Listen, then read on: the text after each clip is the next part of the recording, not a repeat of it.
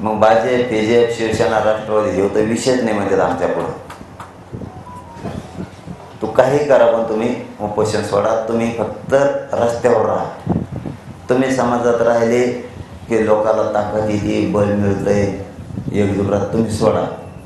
माझं म्हणणं होतं उपोषणात ते बेदेत माझी शक्तीच ती आहे उपोषण. या शक्तीमुळं समाजाला कायम काहीतरी मिळालं.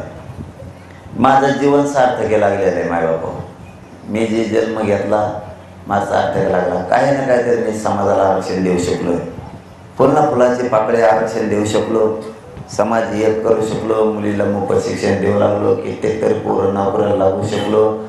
कधीच OBCतून न मिळणारं मराठ्यांना आरक्षण मिळवून देऊ शकलो. मी समजा उद्या बी सरकारने मला मारलं किंवा मी मेलो बी तरी माझं जिंदग सार्थक लागलेलं आहे. मी माझे जीवन वायाला जाऊन दिलेलं नाही. मी माझ्या समाजाच्या कामी माझं जीवन लावलेलं आहे. त्याच्यामुळे माझं म्हणणं होतं शक्ती माझी उपोषण.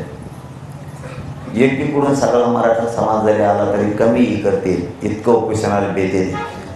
मला वाटायचं एक 4-2 दिवस आणखी ठेवला असतं तर कडीला लागला असतं. आणि ठीक आहे आता तुम्ही सलाईन लावली समाजानं, मला काय करता येणार आता.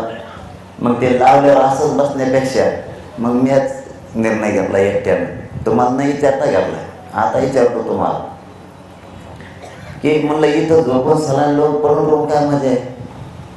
मग ते उपोषण सोडायला बरं ना. मी उपोषण सोडत नाही, आणखी सोडलं नाही. तुम्ही मला शब्द द्या सलाईन लावायचे नाही तर मी उपोषण धरतो. आणि तुम्ही जर म्हणत असले सलाईन लावा तर ते उपोषण करण्यात काही उपयोग नाही. काय म्हणणं आहे तुमचं सांग. कारण मग काहीच उपयोग नाही ना. सलाईन लावून काहीच उपयोग नाही. बिना सलाईनचं मी करतो. मग ते कसं आरक्षण देत नाही मग मी बघतो. पण हे सलाईन लावून म्हणलं नाही हे उगं पडून राहायचं काय नाही. सलाईन लावली एकदा की काहीच होत नाही. मग सरकार भेद नाही.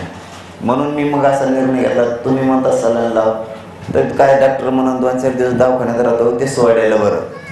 हे आम्हाला उपोषण स्थगित करून टाकू. काहीच उपयोग नाही ना. मग त्याच्यात स्थगित लावू. हे व्यासपीठ इथं याच्यात घ्यायचं सांगू यांना इकडं. आता पुढची तयारी करायची. त्याच्यामुळे हे मंडप बी उगाच खर्च व्हायला लागला. हे बी काढून ठेवा. आणि बऱ्याच जणांना हे मोकळं बी पाहिजे. त्यांच्या रोम पोटं दुखत येतच. मराठ्यांपेक्षा मराठ्याचे असून सुद्धा त्यांना दुसरेच मोठे आणखीन बी म्हणतोय मी. आणखीन काय चाल जाय नाही हळूहळू चालूच. त्याच्यापेक्षा काय मला नाही सहन.